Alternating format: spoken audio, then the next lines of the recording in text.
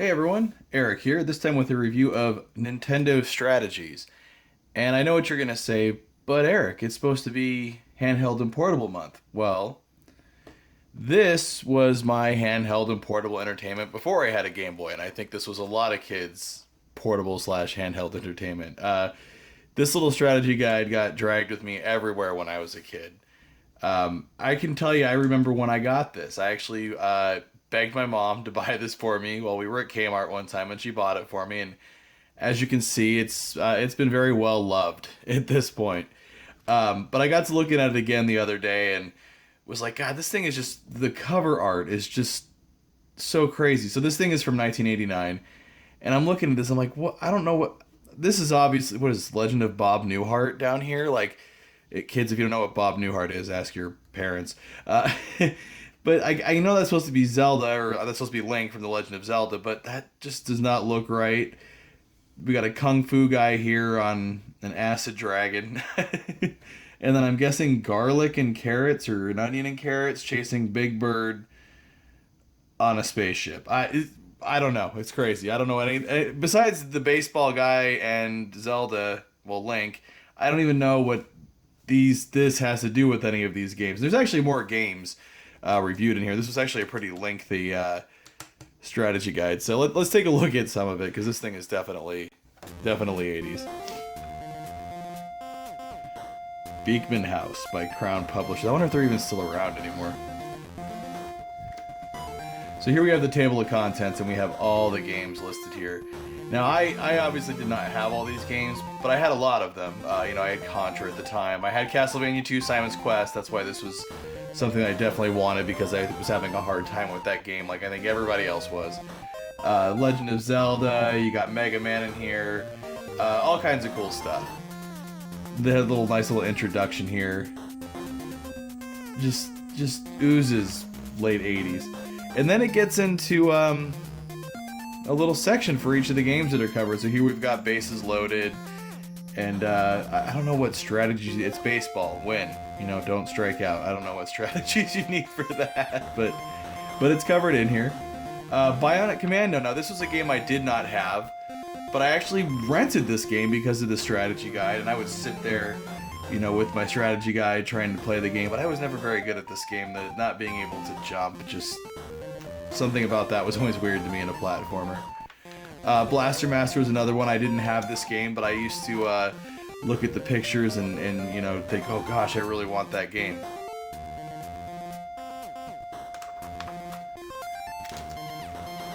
Bubble Bobble. Oh look, here's their special tip down here. What does this say?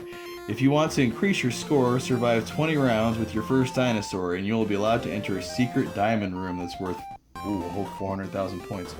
But this is how we got our secrets. Either you had a subscription to Nintendo Power, and obviously Nintendo Power didn't cover every game, or you got strategy guides like this. We didn't have the internet or Google or the places to go look up things, walkthroughs. Bump and Jump. Now this is a game I've not actually ever played.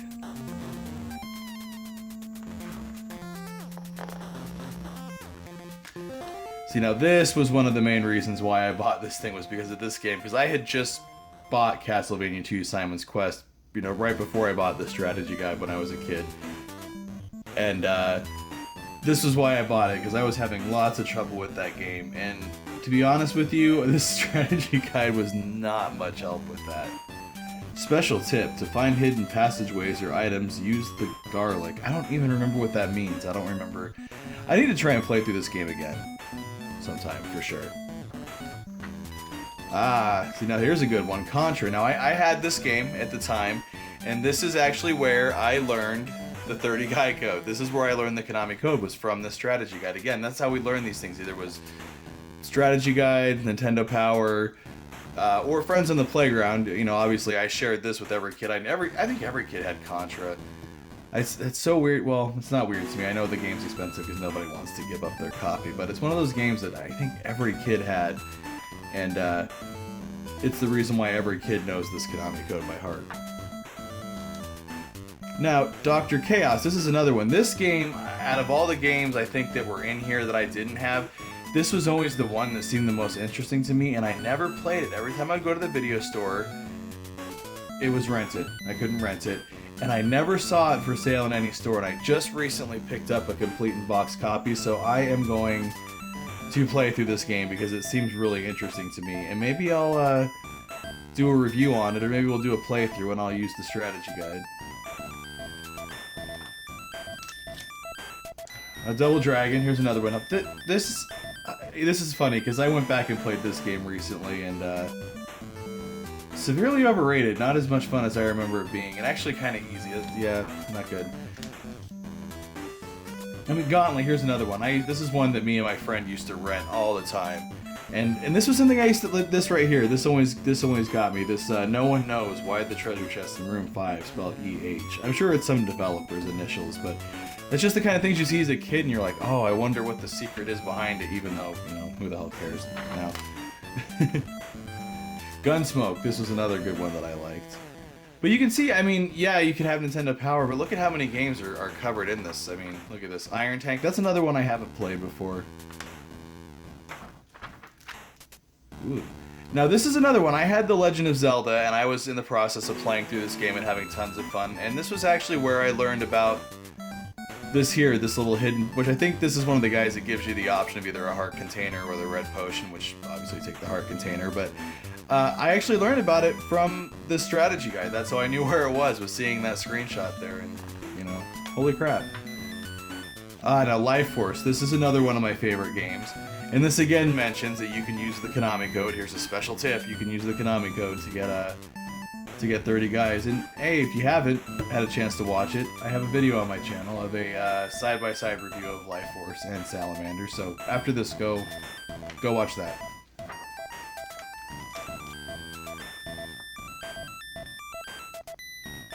Oh, now here's another good one, Mega Man. I don't think this actually tells you the order. Let's see, does it tell you the order to beat the robots? Oh, it does. Okay, it does tell you the order right here. That's good. I was like, that would be really worthless if it didn't tell you. This is not one of my favorite Mega Man games. This game is brutally hard, especially, I always had the most trouble with the Gutsman stage here. And I swear to God, they added this like motion blur here. I don't think that was in the picture originally, but I always had the hardest time with this. And this section alone almost ruins the game for me. It sucks. I just don't like Gutsman's level. Metal Gear. Now here's another one. I did use this quite a bit. I used the strategy guide to help me play through this game. This is another one that I loved this game as a kid, but now I go back and try and play it, and it's not that good. And I need to play the MSX version, because I've heard the MSX version is the better version to play, so definitely need to do that. Metroid, here's another one. Lots of classic games covered in the strategy guide. I'm a paper collector, so I love this kind of crap. I love these old strategy guides. And I love that this thing was spiral bound. That was something else I always thought was interesting.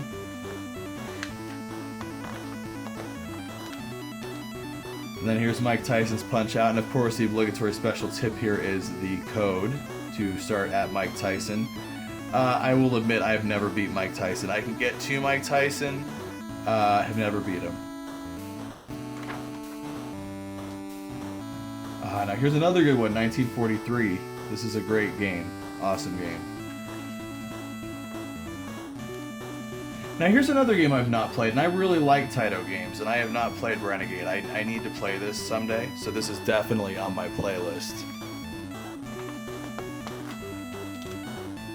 And this is another game I've never played. I don't even know how you say this. It's Cyclos or C-Cross. Looks like a strange game. Looks like it might be fun, kind of arcadey. If I ever do pick it up, hey, I've got the strategy guide here to help me play it. Skate or Die. Now this is another game that I played it recently, and this was just not as much fun as I remember it being as a kid. I would almost say it's overrated. I actually said that in a comment section recently in the video and got flamed for it, but I think this game's overrated.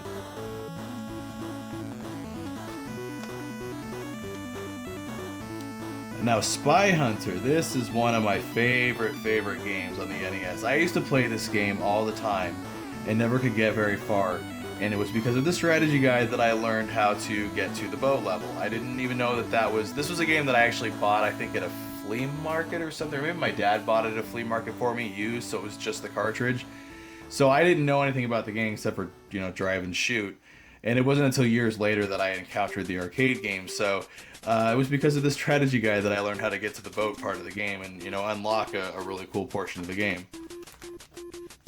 And then here we've got, of course, Super Mario Brothers. We've got what no strategy guide back then would be complete without having Super Mario Brothers, because you've got to be able to put it on the cover or else you're not going to sell. So here's Super Mario, and it tells you how to get to some of the warp zones. Nothing too earth-shattering. And then, of course, we've got Super Mario Brothers 2, which I actually did. I did use this a little bit playing Super Mario Brothers 2. Now that's funny, Super Mario Brothers 2 is a game that as a kid I didn't like this. I always liked 1 and 3, but now this is one of my favorite. I really love Super Mario Brothers 2. I do enjoy playing through it every now and again, and I think it's definitely a good game, and I just don't think a lot of us kids gave it a fair shake way back when. Now Ultima, it's another FCI game. This is on my list to play, and to play very soon. I have not played through actually any Ultima game, so I'm thinking that Ultima, this one on the NES, may be the first one I play through. Unless anybody else has some other suggestions down in the comments, let me know. Now this is another game that I got used, and I actually remember that I learned the continue code here, so that was cool. But this is actually a pretty underrated game. Kind of similar to Space Harrier, except for you can't fly, except for when you fight the boss, then you fly. But otherwise, you're on the ground, so it's kind of a 3D platformer, I guess you would call it. Definitely a good game. It's also in 3D. If you have the red-blue glasses, you can hit select, kind of like Rad Racer, and it'll be in 3D, supposedly. That never works for me, but that is that option. Now this is another NES game. I have actually never played. Now I used to play the crap out of this arcade game at Circle K. They had this at Circle K, used to play it and love it. We used to ride our bikes up there to play it. They had this and they had Street Fighter 2, and we used to play these both. We used to ride it to Circle K to play video games. That's so weird to say today. But actually I've never played the NES port of this, and I played the Commodore 64 port, but not the NES port. I definitely need to remedy that. And in general, I do like Sunsoft games. I like Journey to Silius. That's one of my all-time favorite games. And I like Batman. So I'm assuming this is going to be a good port. We'll see. Definitely need to play it soon. Now Xevious, this is one I actually really like. Xevious. I used to play the arcade game. I used to play this one at a movie theater, actually, at an AMC movie theater that I used to go to with my dad. They had this and they had Rastan next to each other. And I was never very good at Xevious. And I actually just recently picked this up for the 7800, complete in box. I think it might even be factory sealed, but that doesn't matter because I'm going to open it and play it. But I may do a side-by-side review of the NES version and the Atari 7800 version of Xevious, because that just, to me, would be an interesting comparison. But, I mean, you can see from the screenshots, the NES version is pretty good, pretty close to the arcade. And then, of course, we've got Zelda 2, The Adventure of Link. And I did use this. This was Zelda 2, was another one. I did not like this very much as a kid. And then I actually picked this one up later on, again, when I was like, was still a kid, but, late teens, early 20s, and really grew to love it. But at that point, the internet was around, and so it was easy enough to look up walkthroughs and things like that. And then at the very back of the page, it had a directory of game publishers, and I actually remember seeing this, and I know I wrote letters when I was a kid to Konami. I know I wrote letters to SNK. I know I wrote letters to Nintendo. I don't even remember about what. Like, I remember the Nintendo, I wrote them a letter about the Nintendo World Championship, because I had read about it and wanted to know if they were doing it again. So I know that's what I wrote them about, but I know I wrote a few Capcom. I wrote basically fanboy letters. I wrote Capcom kind of a fanboy letter about Mega Man and my ideas for some robot designs. And I used the addresses at the back of this catalog. I'm sorry, not catalog. The back of the strategy guide actually to write and send those letters. And I actually did get a few replies. I wish I still had them, but I don't. But again, I was like, 9, 10, 11, 12 years old. But I know I got replies back from Nintendo. I know I got a reply back from Capcom, and I know SNK also sent me back a reply. I was a big fan of the Neo Geo back in the day, and the SNK games on the NES are pretty good as well. And then I don't think there was anything super interesting. Yeah, really just on the back, you've got this kind of description of the book here. Power up with Nintendo strategies. Yeah, I ate this crap up as a kid. So, you know, would I recommend grabbing this thing today? I mean, obviously everything that's in this book, except for this, you know, awesome cover art right here, is available on the internet. You can look it up in 2 seconds. But, you know, I'm a paper collector, and you know, a lot of this stuff just gets. I mean, look, this thing, I've had this thing for years, and it's pretty worn out, but I'll keep it forever. But a lot of this stuff just gets thrown out, and it's cool to go back and look at. So, yeah, that's been my review of Nintendo Strategies. The original portable handheld entertainment for myself when I was a kid. Let me know what you think down in the comments below. And also don't forget to check out some of my other videos. And don't forget to hit that subscribe button. And thanks for watching. Hey, thanks for watching my review of an old strategy guide. If you got a few minutes, why don't you check out one of these other videos I got here. I've got a review of Star Trek The Next Generation on the Game Boy there. I've got a review of Space Invaders on the Game Boy, which is a cool one because it shows off the special features that work with the Super Game Boy.